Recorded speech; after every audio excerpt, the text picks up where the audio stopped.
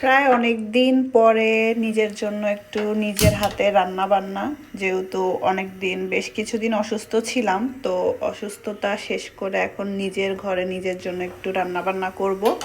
মা ছেলের জন্য সন্ধ্যার নাস্তা, নিজের জন্য একটু চা বানাচ্ছি, আর ছেলের জন্য নুডলস বসালাম। এখানে গরম পানি বসালাম, এটা বয়েল হলে তারপর আমি নুডলসটা দিব। অনেক দিন ধরে আপনাদের সাথে কোনো ব্লগ শেয়ার করা হয় না, তাই ভাবলাম যে আজকে একটা ছোটোখাটো ব্লগ করে ফেলি। এই তো পানিটা বলক চলে এসেছে, আমি এখন এখানে সম্পূর্ণ নুডলসটা দিয়ে দিব।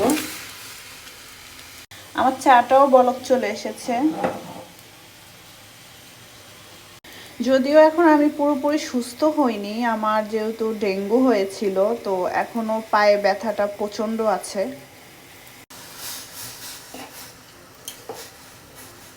আমার এই একটা জিনিস খুব ভালো লাগে আমার ছেলের, যে ওকে আমি নর্মালি এইভাবে রান্না করে দিই আর ও এইভাবে খুব পছন্দ করে, কারণ ওভাবে সিদ্ধ করে রান্না করতে গেলে না আমার কাছে অনেক ঝামেলা লাগে। তো ও এইভাবে যেহেতু খায় একটু স্যুপ স্যুপ, এটা আমার কাছে খুব ভালো লাগে।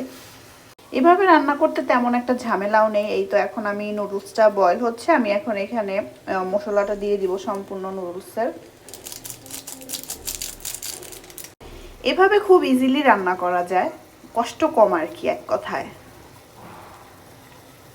এখন আমি একটু ঘি দিয়ে দিব, ঘিটা আয়ান পছন্দ করে খুব। ফ্রিজে ছিল তাই ঘিটা একদম শক্ত হয়ে আছে।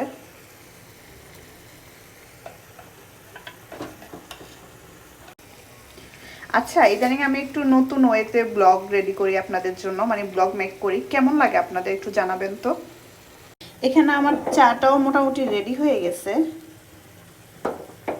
আগে না আমি আলাদা আলাদা করে রং করতাম, আলাদা করে চা বানাতাম, তো আমার ওইভাবে অনেক প্যারা মনে হয়, আর ওইভাবে অনেকগুলো পাতিল লাগে, শুধু শুধু এত ঝামেলা করে নষ্ট করে লাভ নেই, সেজন্য আমি একটু এইভাবে করি এখন, ভালোই লাগে এভাবে। আজকে আমার নুডলসের মধ্যে পানিটা বেশি হয়ে গেছে, তো এটা বেশি সিদ্ধ হয়ে গেলে খেতে ভালো লাগবে না, তাই আমি আগে নুডলসটা উঠিয়ে নিব। তো পানিটা শুকিয়ে পরে আমি পানিটা নুডলসের মধ্যে ঢেলে দিব।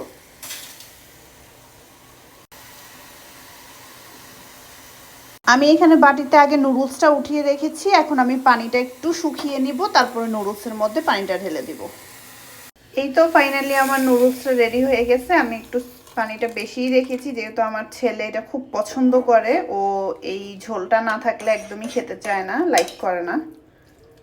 আর এখানে আমার চাটাও হয়ে গেছে একদম পারফেক্ট, মাশাল্লাহ। এই তো মা ছেলের নাস্তা রেডি।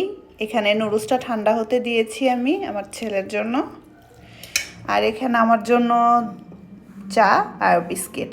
তো আজকের ব্লগটা এই পর্যন্তই শেষ করছি। কেমন লেগেছে অবশ্যই কমেন্টস করে জানাবেন। আল্লাহ হাফেজ।